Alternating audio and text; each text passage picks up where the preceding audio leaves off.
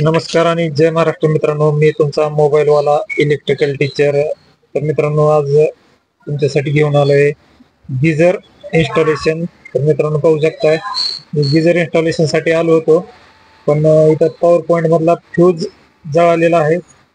त्यामुळं आता त्याला उकलून आपल्याला आतमध्ये कुठे वायरिंग जळालेली आहे का ते पाहावं लागेल. तर मित्रांनो, त्याचा फ्यूज पण जळालेला आहे आणि स्विचला जाणारी वायरिंग पण जळालेली आहे. मित्रांनो, आपल्याला ते अगोदर दुरुस्त करून घेणं गरजेचं आहे. तर हे करंटचं वायर आहे मित्रांनो, त्यात लाईव्ह करंट आहे. तर मित्रांनो, लाईव्ह करंट मध्ये पण कधी कधी काम करावं लागतं. तर मित्रांनो, हे काम फक्त एक्सपर्टच करू शकतात. तर तुम्ही घरी असे काही उद्योग करू नका, कारण लाईव्ह करंट पासून बचाव कसा करायचा आणि ते कसं हाताळायचं हे फक्त एक्सपर्ट लोकांनाच माहित असतं. त्यामुळं तुम्हाला जर घरात काय करायचं असेल तर मेन स्विच पासून सप्लाय बंद करून तुम्ही अशी दुरुस्ती करू शकता. तर मित्रांनो, पाहू शकता टेस्टर मध्ये करंट दाखवलेला आहे. तर आता आपल्याला हे वायर डायरेक्ट स्विच मध्ये बसवायचं आहे. फ्यूज पासून त्याचा कट ऑफ झालेला आहे. तर मित्रांनो, हा बोर्ड पण आपल्याला बदलायचा आहे, पण सध्या वेळ नाही आपल्याकडे आणि कस्टमरला पण घाई होते. ऍक्च्युअल जे आपण गिझर फिटिंग करण्यासाठी आलो आहोत त्याला कंपनीचं इन्स्टॉलेशन फ्री आहे, पण कस्टमरला घाई असल्यामुळे आपल्याला फ्री ऑफ कॉस्ट सर्व्हिस द्यावी लागलेली आहे त्याची. आता हे वायर आपण डायरेक्ट स्विचला फिट करत आहोत. मित्रांनो, पाहू शकता कस्टमरकडे आधी बजाजचं 6 लिटरचं गिझर होतं, पण त्याला फार दिवस झाले आणि ते खराब झाल्यामुळं त्यांनी नवीन गिझर बसवण्याचा निर्णय घेतला. तर मित्रांनो, पाहू शकता आपला बोर्ड पण चालू झालेला आहे. तर तो आता बोर्ड आता फिट करून घेऊयात पहिल्यांदा आणि त्यानंतर तुम्हाला गिझर फिटिंगची प्रोसेस दाखवतो. मित्रांनो, आपला बोर्ड फिट झालेला आहे.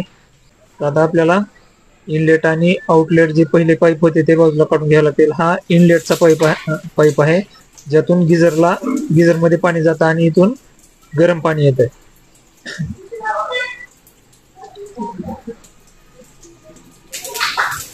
तर आता हे गिझर आपण बाजूला काढलेलं आहे आणि आता आपण नवीन गिझरचे अनबॉक्सिंग करत आहोत. तर मित्रांनो, हे आहे वी-गार्डचं फुलको मॉडेल 6 लिटरचं गिझर आहे. तर त्यासोबत आपल्याला काय काय साहित्य आले ते आपण पाहूयात.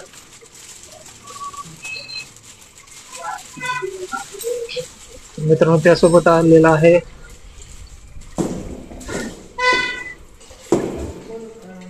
सेफ्टी कॉक आहे, ज्यामुळं कचरा वगैरे गिझर मध्ये जात नाही. 2 कपलर, 2 ग्रिप आणि ते 2 हुक आलेले आहेत, पण मला वाटते हुकाचा आपल्याला काही उपयोग होणार नाही, कारण ऑलरेडी तिथे गिझर असल्यामुळं आपण आहे त्या शेळ्यावरच गिझर फिट करण्याचा प्रयत्न करणार आहोत. आणि मित्रांनो, याला 16 अँपिअरचा टॉप म्हणजे पिन जे आहे ते ऑलरेडी आलेले आहे, त्यासाठी वेगळं काही करण्याची गरज नाही. बऱ्याच गिझरला हे येत नाही. तर मित्रांनो, हे आहे वी-गार्डचं टॉप ट्रेंडिंग मॉडेल, जे सर्वात जास्त सध्या चालते ते फुलको मॉडेल.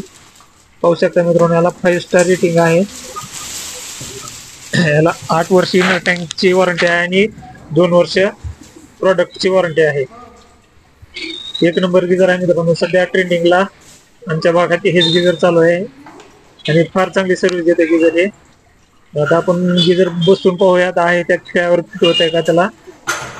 काय तर नाही मित्रांनो, त्याचा एक अर्धा इंचाचा डिफरन्स आहे दोन्ही खेळामध्ये. तर आपल्याला तो पहिला हे कुऱ्हाडी खिळे मारलेले आहेत अगोदर आणि आपण त्यावरच फिट करणार आहोत. तर आता आपल्याला पहिल्यांदा त्याला वेज मारून घ्यावं लागेल. हा पहिला खेळा काढून टाकावा लागेल अगोदर आणि त्याच्या बाजूला एक अर्धा इंचाच्या अंतरावर दुसरं वेज मारून त्यात आपल्याला खेळा बसवायचा आहे. तर आता हे ड्रिल मशीनच्या सहाय्याने आपण खेळा मारत आहोत, त्याला वेज मारत आहोत. तरी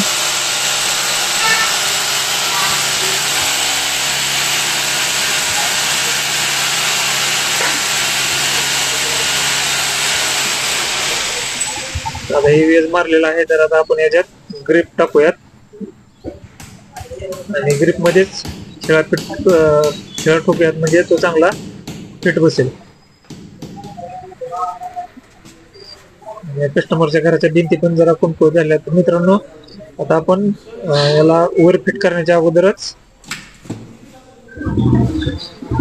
याचा सेफ्टी कॉक बसवूयात. सेफ्टी कॉक म्हणजे जे गिझर मध्ये पाणी जातं त्या ठिकाणी बसवं लागतं. तर त्याचा उद्देश हा असतो की पाण्यातून कचरा वगैरे गिझर मध्ये जाऊन त्याच्या नळ्या ब्लॉक होऊ नये म्हणून हा कॉक असतो. पहिल्यांदा तो कॉक आपल्याला खालीच बसून घ्यावा लागेल. त्याला टेपलॉन टेप मारलेला आहे आपण, जेणेकरून पाणी लिकेज होणार नाही.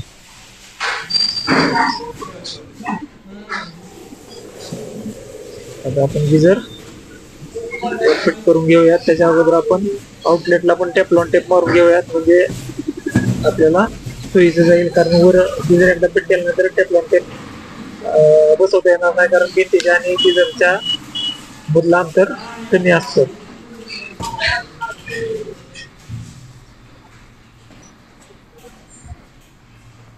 टेपलॉन टेप मारल्यामुळे मित्रांनो काय होतं की त्याला पकड किंवा पाण्याने जास्त आवळायची गरज पडत नाही, कारण त्याला एक लेअर तयार होतो आणि त्यातून पाणी लिकेज होत नाही.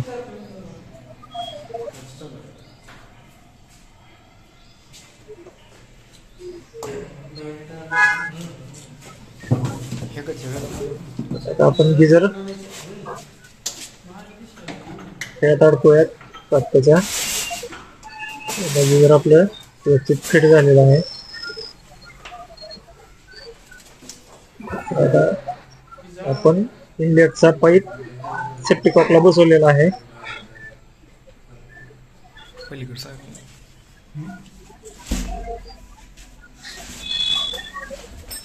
आता आउटलेटचा पाईप म्हणजे जिथून गरम पाणी येते त्याला पण बसवणार. त्याच्या अगोदर हे कंपनी सोबत एक कपलर आलेला आहे, ते कपलर आपण फिट करूयात.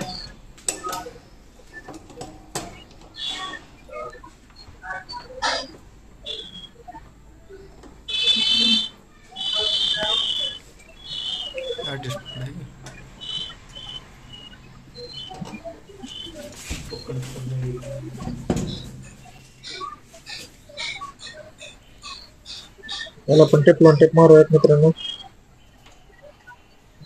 तशी आवश्यकता नाही टेपलॉन टेपची, पण जेवढी आपण काळजी घेऊ किंवा जेवढं काम चांगलं करू तेवढं चांगलं आहे. कारण नंतर कस्टमरची तक्रार यायला नको की पाणी लिकेज झालं. तर आता आपण आउटलेटचा पाईप बसवून घेऊयात.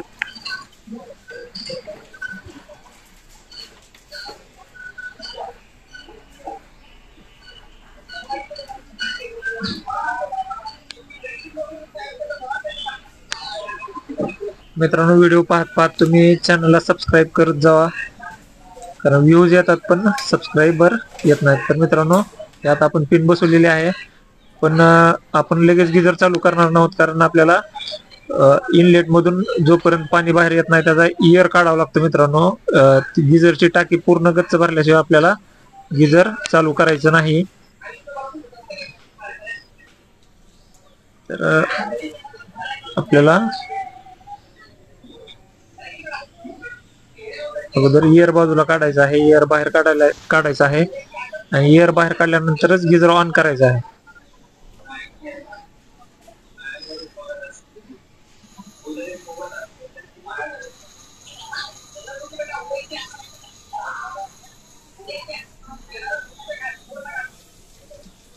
मित्रांनो हवा येत आहे नळातून बाहेर,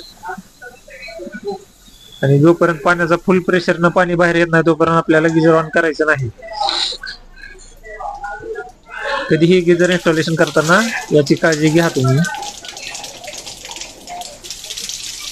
जोपर्यंत पूर्ण पाण्याचं प्रेशर येत नाही तोपर्यंत गिझर चालू करायचं नाही आपल्याला.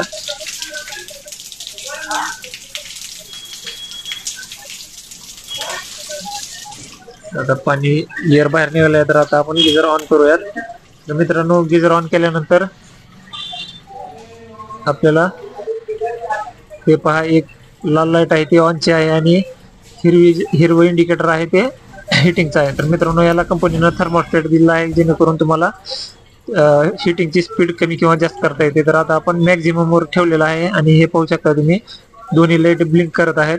तर आता आपल्याला पहिला फ्लो गरम आलेला आहे मित्रांनो.